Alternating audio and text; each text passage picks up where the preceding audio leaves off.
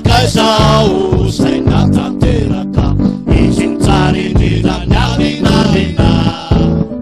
de Jesosy nanadio ny solo aiko nampahery sady nampiolona itona ny entako sy ny aretiko nanafaka ny fasairanako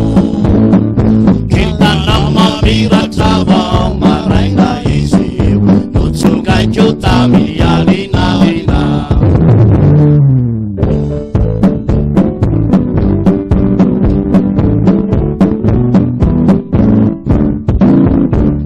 enta mavesatrady ny soridamiko mandako amin'ny fakapana izy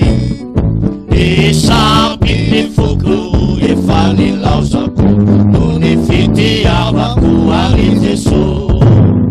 namandao aiaza izao tontolo izao ho tafitano ny heriny Jesosy kitana mamiratra vao maraina izy io notsongaiko tamin'ny alinalina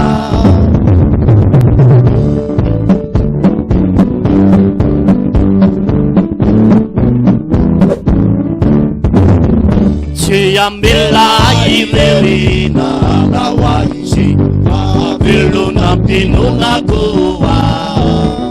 mandavy fiarovana izy anatahotra manahy velomany fanaiko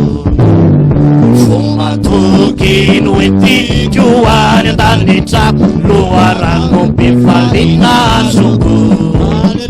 kitana mamiratra vao maraina izy io notsongaiko tamin'ny alinalina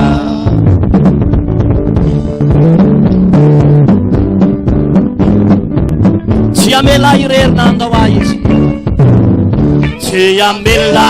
irerina andao izy raha velona mpinonakoa mandavy fiarovana izy anatahotra manahy velomany fanaiko fomatoky no etiko any an-danitra loharano mpifaliana azoko mamiratra vao maraina izy notsongaiko tamin'ny